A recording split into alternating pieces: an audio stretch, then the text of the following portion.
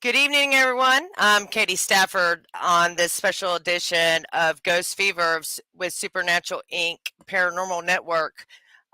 We were running just a little behind, but that's okay because better late than sorry, right, guys? So I wanted to start out with a positive affirmation today, and my cards are over there. So I'm going to give you my own affirmation opinion, or take it or leave it.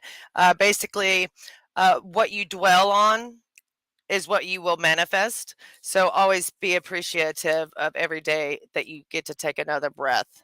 So, but God bless. And tonight we are going to talk about Caldwell, Kansas. It's basically like an old cow town, and we have a very special guest. She's a part of the Historical Society in Caldwell, and her name is Michelle Schultz. I hope I did not butcher her last name, but she's going to come on with us, and she's a historian, and she's going to discuss some of the buildings and the town's history. We have an event coming this weekend in Caldwell, Kansas, and it's a very small group of roughly 20 people. We might add two more ticket spaces, but it is sold out. But I believe we're going to add two more tickets. So, anyways, let's go ahead and bring on our guest, Michelle.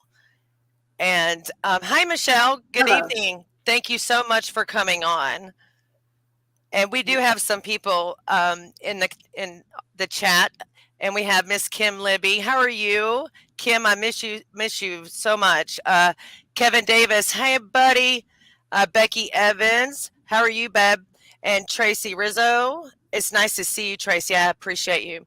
Mike Brown, how are you? So, thank you everyone who is joining in this evening, and we're going to talk history of Caldwell, Kansas. As you know, the Caldwell, Kansas Historical Society is hosting a history ghost hunt this weekend, Saturday. The event is sold out, but I was able to talk to our bookie. I call him our bookie, but because we don't do the ticketing. So, but anyways, he has agreed because we don't want a lot of people, even though this is a town of 4 to 5 buildings to research. There's only 20 tickets available. So it's going to be very personal. It's going to be very small. Um, it's going to be great. And Caldwell is filled with history. So that being said, I'm going to take it to Michelle and kind of give us the a general, like, when did Caldwell become incorporated? Caldwell was founded in 1871. The Chisholm Trail that came up from Texas had already gone through what later became Caldwell in the area. And enterprising man from Wichita, Kansas, named his last name is Stone. He came down and decided that this was a great place to open a store for everything a cowboy would need. The cattle were coming up from Texas through Indian territory. And so when they crossed the line into Kansas, he had a sign outside of his little store that said first chance. And then when they turned around to go back down to Texas, the sign on the other side said your last chance. And it was their first or last chance to get whiskey, women, pretty much anything they needed. So that was So, called the last chance. so where I know, I was doing my own research. The way that I conduct paranormal research, well, whatever you want to call it, but I typically develop a timeline through various years. And so, is it called the Queen Border, or I'm trying to The look at my Border note. Queen. The Border Yes. Queen. Caldwell is known as the Border Queen. Yes. Okay, so my assistant, who, you know, I I started her on doing historical research on Caldwell, Kansas, and we are making a brochure of the buildings that we're researching this weekend, and I'm going to print them out and bring them so people have something to take with them of history that they can review from from your town. And she asked me, she said, "What's the border queen mean?" I was like, "Keep doing research, and you will find out what that means." And can you tell our viewers what border queen, where the term came from and all that? Yeah. Because we were right on the border between Indian Territory and the state of Kansas, because Kansas was a state in 1871, and the Indian Territory was Oklahoma, was still not part of the United States. So we developed a nickname called the Border Queen, and it's stuck over the years. We still use it on a lot of our advertising and a lot of our historical brochures and things. So I have read some Wild West happenings in Caldwell, and I did notice the town was named after a senator or a congressman. Is that correct? Yes, Alexander Caldwell. Yes. And I didn't see where he actually lived in Caldwell. Is that just He didn't live in Caldwell. They just picked his name and name the town after him. do you think that that was to show maybe not just Missourians or even the surrounding states at the time, or even Kansas, of where their support was more leaning to when they would name a town after, because when I dug into history with, Mr. Caldwell, he was mentioned a lot in Leavenworth, Kansas, and is that just? I was just wondering what your opinion is on that. Is that something that people would show that they were more dedicated on the Union side?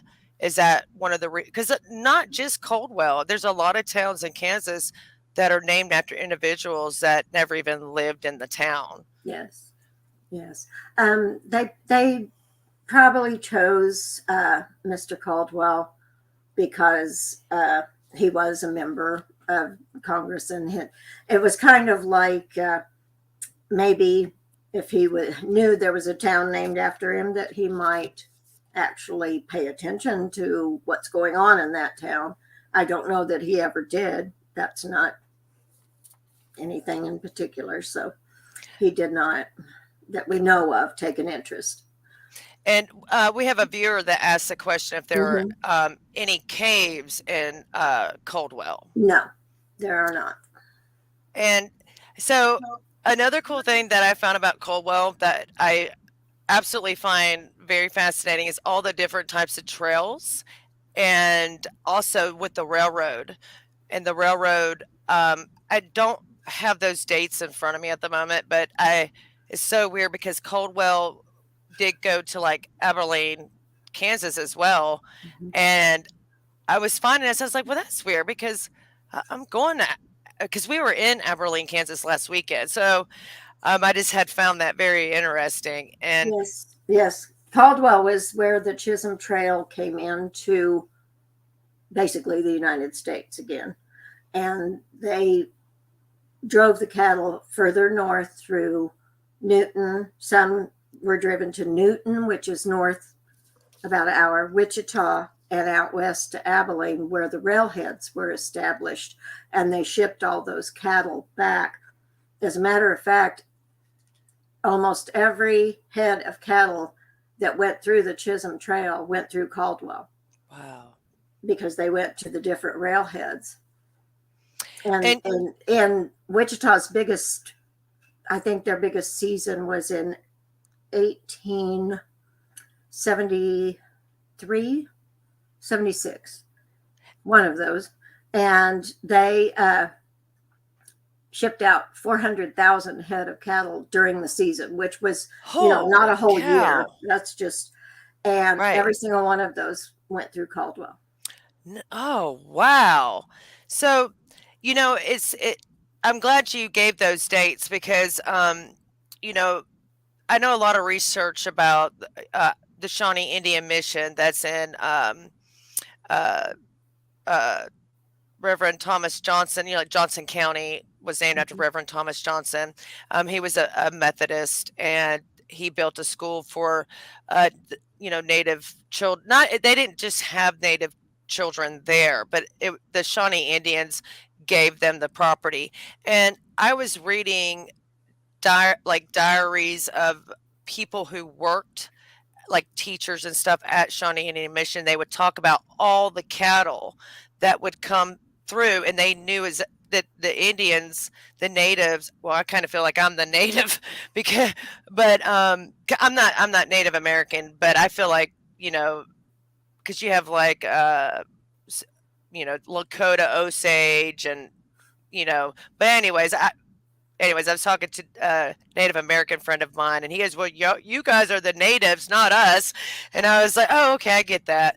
But you know, the Shawnee Indians taught, you know, the early settlers as they were, you know, coming and migrating to. I'm so sorry, that's my daughter. She's my honey bunny.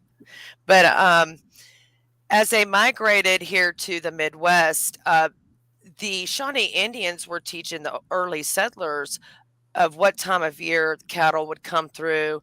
And I remember reading in one of the diaries of one of the teachers that they had spotted about 2,000 cattle going out further west. And they would, the cattle themselves would develop their own kind of like little trail, if Mhm. that makes sense. And how many trails does Caldwell have?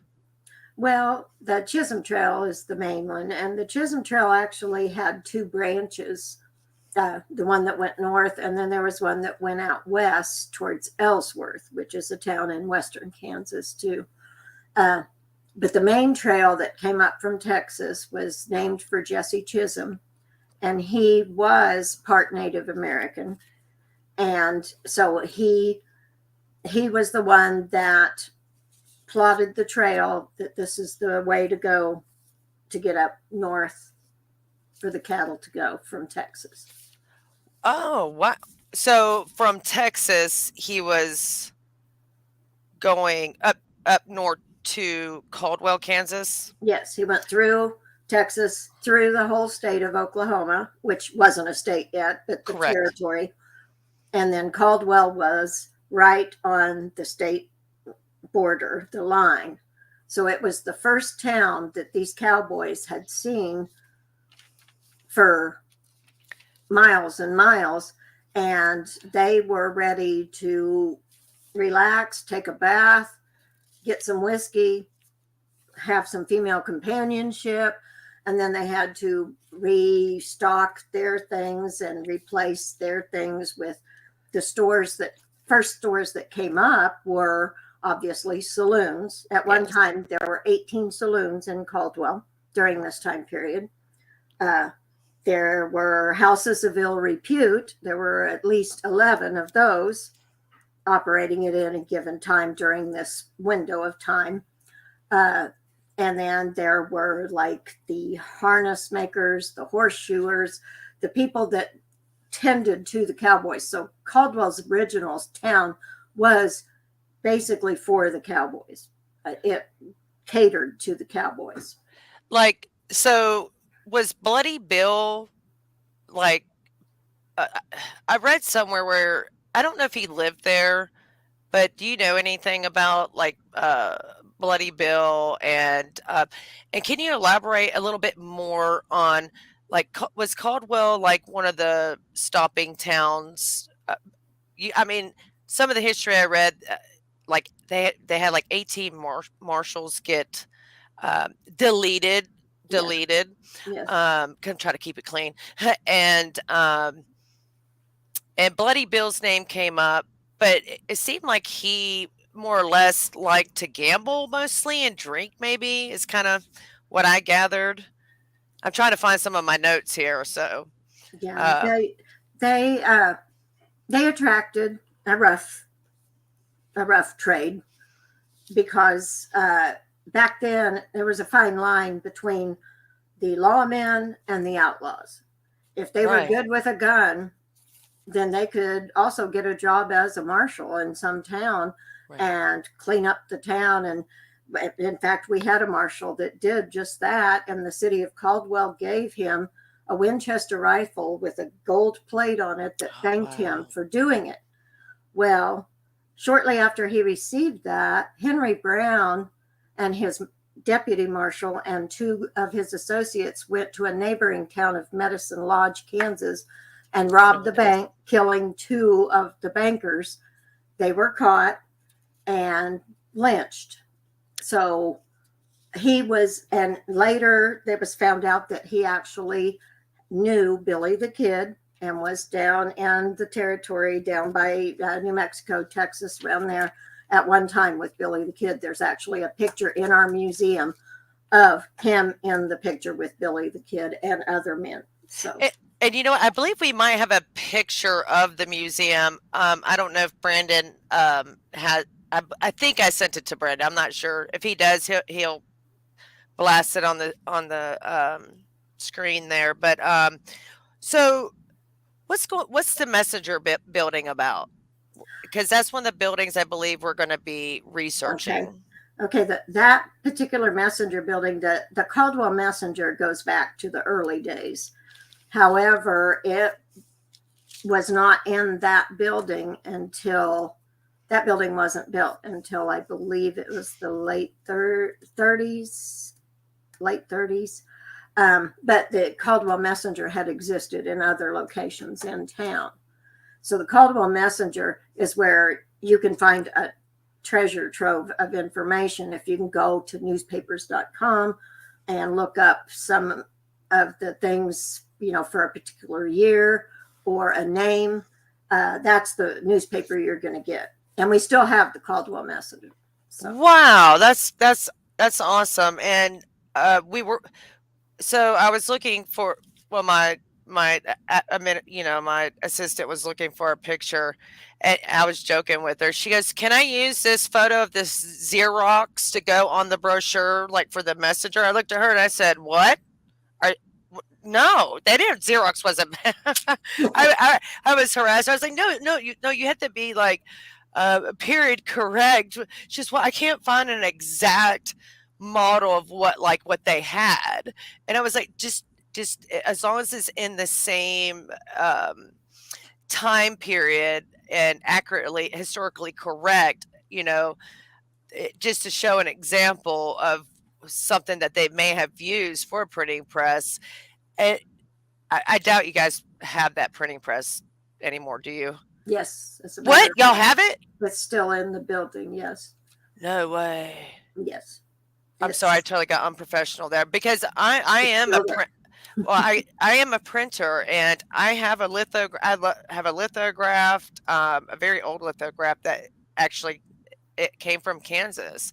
It has like blueprints to a dairy farm on it. It's about this big, okay, and that thing weighs every bit of 38 pounds. You wouldn't think that a piece of limestone would weigh that much, but the evolution of getting information out to the public was very important back then because we didn't have TVs. We were lucky to maybe even have a Bible.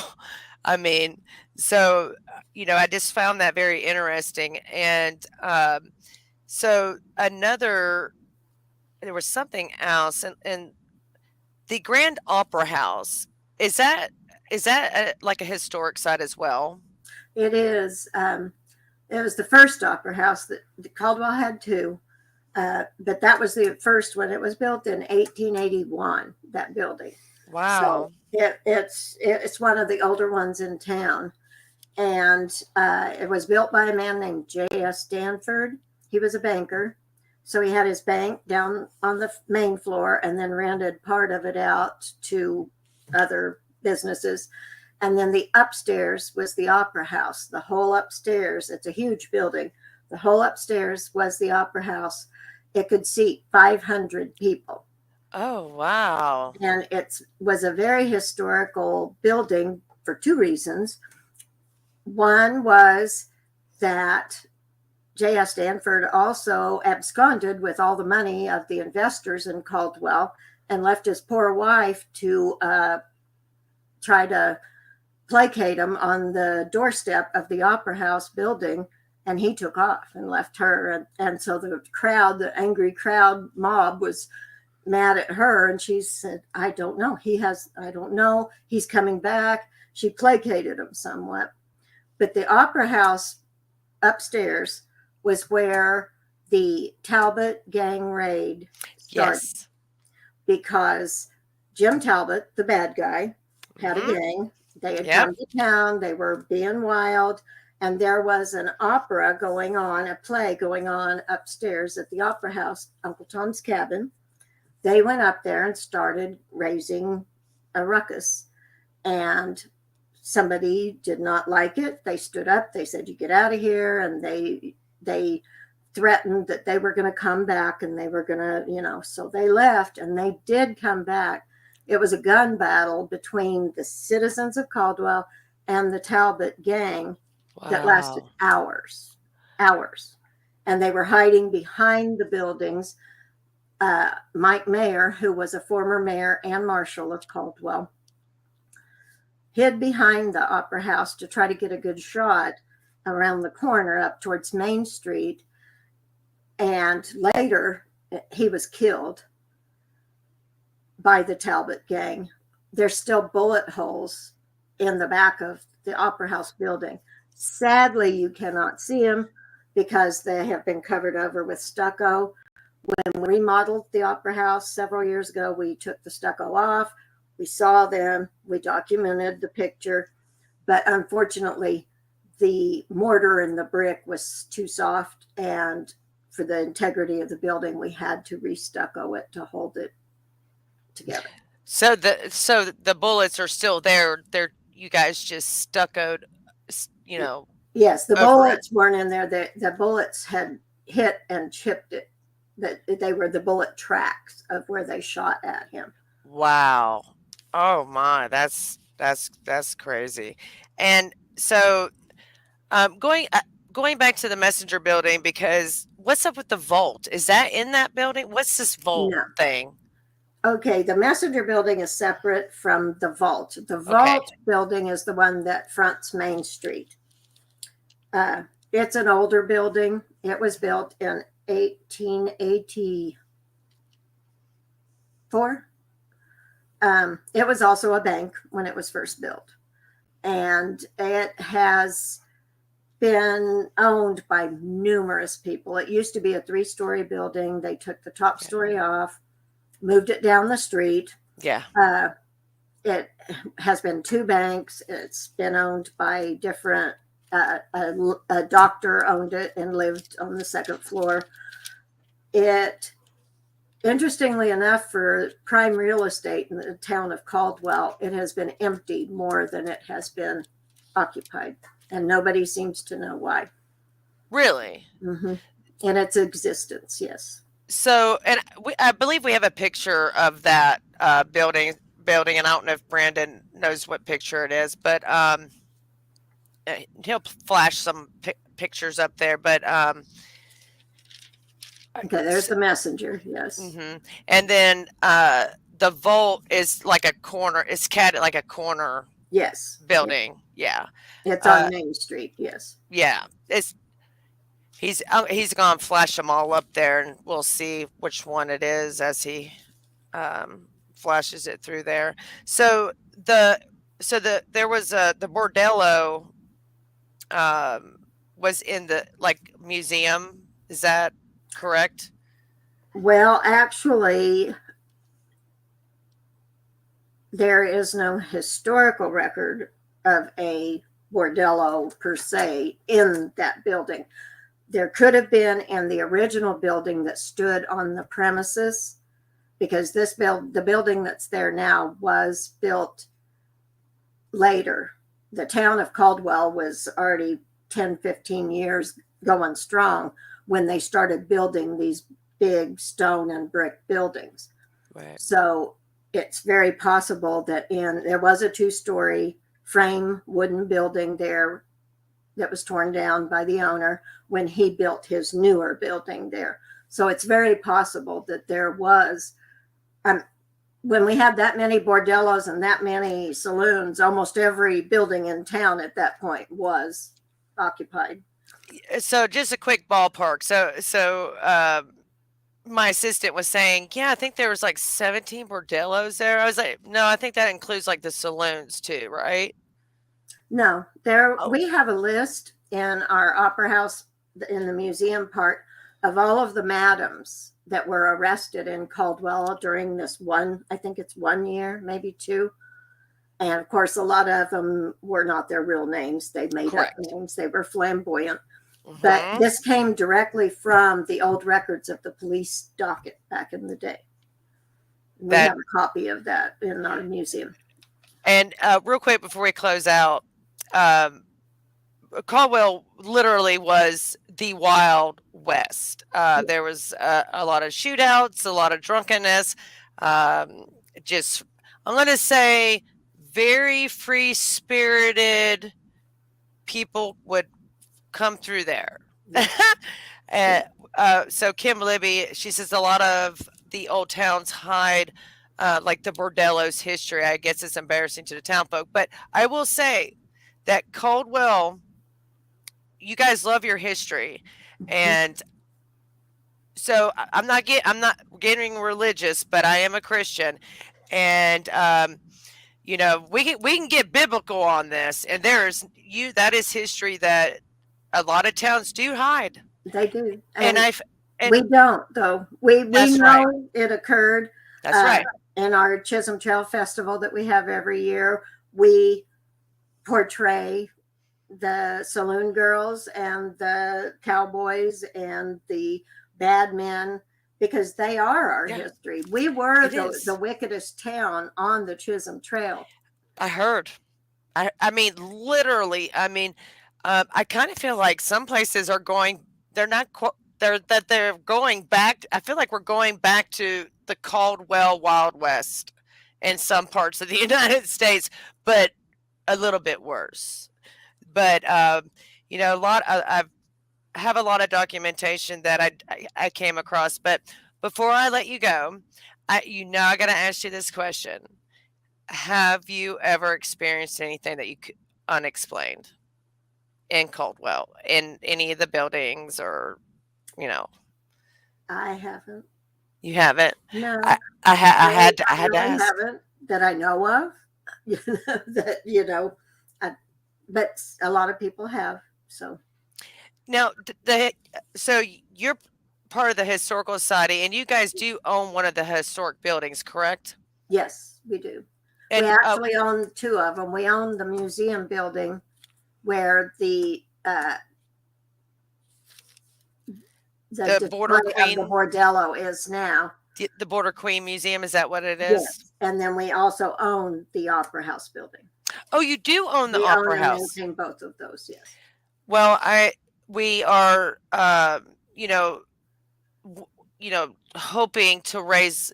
We've raised you. I don't want to say how much it is because I don't like doing that, anyways. But we wanted to start out with small groups and try to make the tickets affordable for people to come and be aware of the history of Caldwell, and to kind of understand how people lived, and how the early settlers came about. And Caldwell is a beautiful. Uh, I don't know if that's the right word. I probably shouldn't use that, but it's how people lived, and most people would pass through. But the history is so feeling. There's so much there. And I mean, I have like I have like binders and like of history, and I have maps that are dated back when they first started laying out Caldwell, and I will bring those. Those are in my own personal archive of information. So I will bring those I'll make copies and give those to your historical Great. society to have. But Michelle, I appreciate you coming on and giving us, telling us your knowledge and wisdom of Caldwell. I greatly appreciate it, just as a historian myself. And when I dove into that history, I was like, whoa, this is great, and I like just some of this. They're good, bad, and the ugly, but you know what? That's life. Yeah. That's life. Yes, And Caldwell is definitely a prototype of a Wild West town. It had absolutely. everything. It still has the history. We're proud of it, and we welcome anybody that wants to come and find out more about Caldwell. It, and I am so humble and grateful that you have invited us to come and be able to present some of the history while we are researching.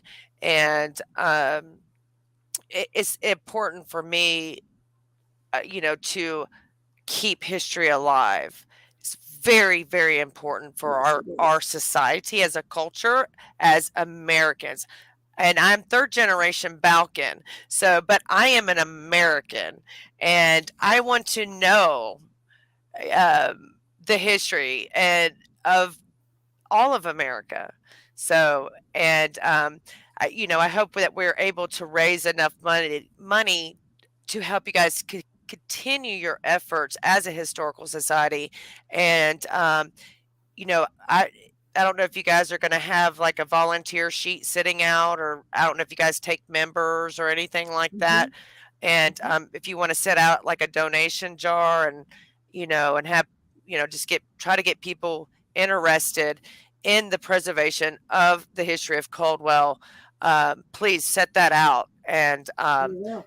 it's very, very important, especially my assistant is actually 20 years old, and she just could not stop. And I was like, "Are you done?" She's like, "Well, this is like I'm reading like a novel here. This is great. I can't." She couldn't stop. She was so addicted, and she spent nights after night for the past week and a half. And she was like, "This is amazing." Yeah. So, but thank you, Michelle, and I will be seeing you probably Saturday morning. Late. We'll be in late Friday. Well, tomorrow we'll be there tomorrow. So thank you again. And Haunted Nights Paranormal has been so gracious, also to have us come in and participate, and help fundraising for your historical society. We appreciate it. And we are doing our best to help keep that history going. Is important. So I appreciate you so much. Thank you very much. And I'll see you soon. All right, guys, tune in next Thursday. We Supernatural Inc. Network has a wonderful lineup of guests. We'll have Bruce Holiday. He Here's his new book here. I just got it in the mail today. It's called What If the Spirits Could Have Spoken? Kind of talks about the Conjuring House. And then also, um, When Spirits Speak. This is a very good book. It's very informative about the ITC research. It also talks about the best techniques, in investigating, like take into consideration the environmental aspects of wherever you're researching. And he also discusses the best way to use your ghost box right in this book right here. So if you guys have not picked up a copy of this, you can go on Amazon's Bruce Holiday. I'll also be having Austin Maynard from Deathwalker with Nick Groff. He'll be on as well. And then also Katy Stafford, my husband. And I had to bribe him to come. I'm kidding. But so we're going to have 3 amazing guests next Thursday, and we're going to be talking all about ITC. And I hope to see all of you guys there. Thank you so much for joining. Brother, I love you. That's our shaman. If it wasn't for Brandon, this wouldn't be happening right now. So uh, I love you, Brandon. I appreciate you very, very much. Hi, Jordan. How are you? Memphis Ghost Hunters. Uh, yes, thank you for sharing to your page. I absolutely appreciate that. Cindy, how are you? Oh, okay. Yes, McNeely. Oh, oh my. That's one of the scary. There was a house in St. Joe called the McNeely House. I'm sorry, I totally went squirrel on everybody, but that's just how my mind thinks. That was this one. Ask KD, my husband, KD. I swear that was one of the most creepiest, scariest place that me and him researched. No lie. Uh, but thank you for uh, commenting in the thread. Hi, James Brown. How are you doing? Kim Brady. Kathy, how are you? Oh, Kathy, I believe you're from Caldwell. I believe. I'm not quite sure. Oh my goodness. Hi, Linda. How are you doing? And I saw Linda last weekend at the Bold Mansion. I kept calling her Linda Smith, and I thought she was gonna come downstairs and mess with me while I was sleeping in the basement, which is a little creepy in the Fallout room, like in the game. Any of you guys play the game Fallout? Yeah, there's a replica Fallout room that the owner did in the basement, and there's a door, and when you walk into that door, yeah, there's a real casket in there that had just so happened to have a body in it at one point. Obviously, they can't reuse it, so we were the first ones to sleep in the basement, and I don't know how many years. And yeah, it was very interesting. So, um, hi Tim, how are you? I haven't seen him on here in a while, but it's so nice to see you. James Brady, I think I may have mentioned you, but I absolutely um, appreciate all of you. Dale, how are you? How are you doing, Crystal? Leah, Nicole, the vault. Wait, hold on. The vault is spooky late at night when it's empty. Well, hold on. We got somebody that knows some stuff here. Hey, Nicole. Yeah, I'm gonna come when you see me at some point. Yeah, I would like to know what you have experienced there in the vault. I mean, yeah, that's very interesting. And Leah and Kim Brady and and Kim was talking about his embarrassing with the history. So love my Caldwell history. Great job, Michelle. I could listen to you retell our history all day. You know what? I so want to pick her brain because I was trying to write notes down, and you know, it's very important for people to be involved in their community, especially with their historical studies, because they're all volunteers. Trust me, I know. I mean, I am a volunteer uh, for three historical societies, president uh, of one, and I sit on the board of another, and then I help out also at the Shoal Creek Living History Museum. I'm not on the board on that one. I just help out with history stuff whenever they decide to call me. Call me, Shoal Creek. I'm kidding. But anyways, that's very important. They survive off of new people coming in, and you don't necessarily have to volunteer. You can help out with $1 here, $1 there, or just becoming a member. Um, you know, stuff like that. I know times are really hard, but that's why we're doing these investigations as well. It, but the history is crazy in Caldwell, crazy and then crazy good, but it tells you how the early settlers lived. And I'm going to leave it there. And I hope to see all of you guys next Thursday. I don't know what time, Brandon. I don't know. 8 Central, Brandon. You're muted. Yeah, that'll work. 8 Central. Awesome. Awesome. So, yeah, we'll have, like I said, Bruce Holiday, Austin Maynard, and Katy Stafford next Thursday at 8 p.m. Central, 9 Eastern. Hope to see you guys there. I love you all. God bless.